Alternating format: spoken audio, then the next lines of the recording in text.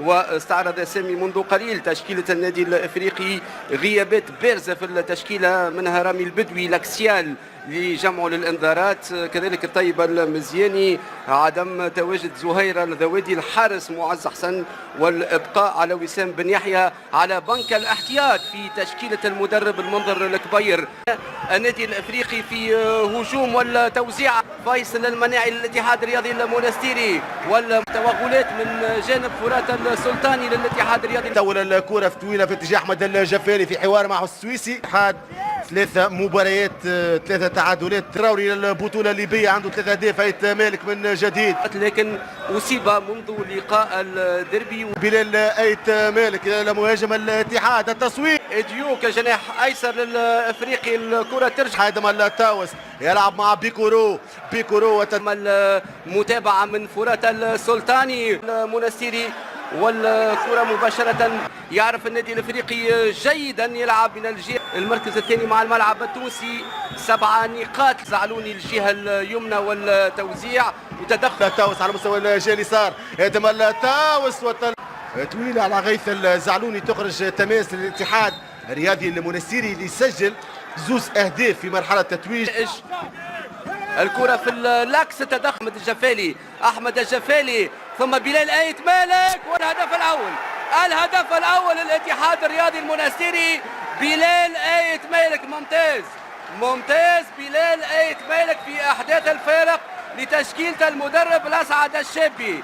أحداث الفارق للاتحاد الرياضي المنستيري، كرة ممتازة في مناطق النادي الافريقي، والفرحة الكبيرة لبلال آيت مالك في احداث الفارق للاتحاد الرياضي المنستيري. قلنا الامكانيات موجودة باش نشاهدوا الاهداف. اول هدف اللي قال الاتحاد الرياضي المنستيري من جديد لحمدي العبيدي. حمدي العبيدي يبحث عن الحلول. المناعي يلعب مع آيت مالك، يدخل مناطق الجزاء في نشيب الجبالي، يدخل مناطق الجزاء جبالي، والثاني فيصل المناعي. فيصل المناعي لفائدة الاتحاد الرياضي المنستيري. ملا بداية قوية للاتحاد الرياضي المنستيري، ملا قوة الأول انطلاقة متاع العملية، في عكس الهجمة كانت من فيصل المناعي.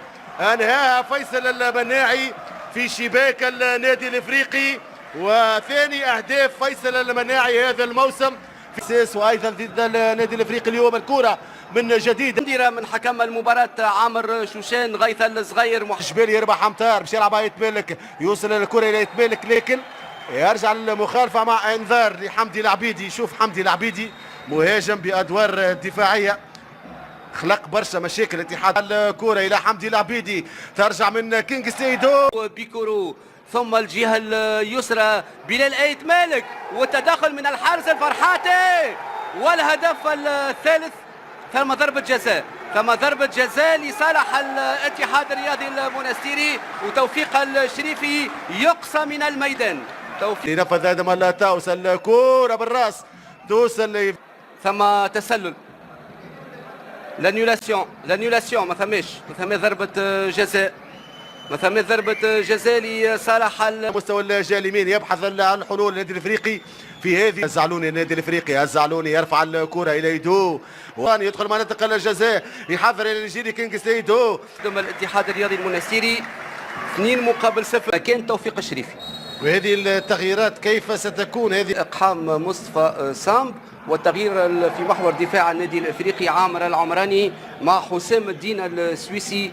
الى حد الان الاسبقيه محرزه ومؤمنه منذ الشوط. جبالي يدخل مناطق الجزاء، يرفع الكره رشاد العرفاوي في مناطق الاتحاد الرياضي المنستيري، تول الكره في الظهر في اتجاه حمدي العبيدي، ويخرج مباشره فرات السلطاني التوزيع بمناطق جزاء الاتحاد الرياضي المنستيري. شهاب الجبالي لاعبين، الكره لشهاب الجبالي، اللاعب البدوي بطبع متغير الى شهاب الجبالي، يدور بالكره شهاب الجبالي، صوب شهاب الجبالي، وتألق بالحارس نور الدين الفرحاتي.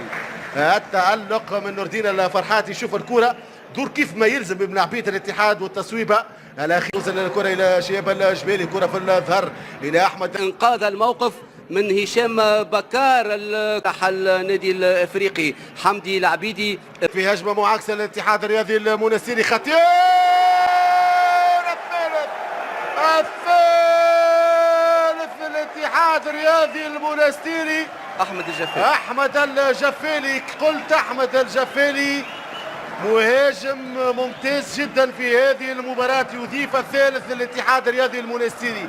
فرحة جماهير اللي يسموه بالهدف الثالث اللي سجله احمد الجفالي. كانوا رزوز عمليه الاهداف. غيث الصغير النادي الافريقي بالاكستيريور، ابعاد الكره الايت مالك، فرات السلطاني والتوزيع الحاسم اليمين من ياسين الشيخوالي الى فيصل المناعي، حضري مصفى النادي الافريقي وياسين الشيخوالي في تركيبه. غيث الصغير يرفع الكره توصل الى الاتحاد الرياضي المنستيري، الهداف الحالي للاتحاد.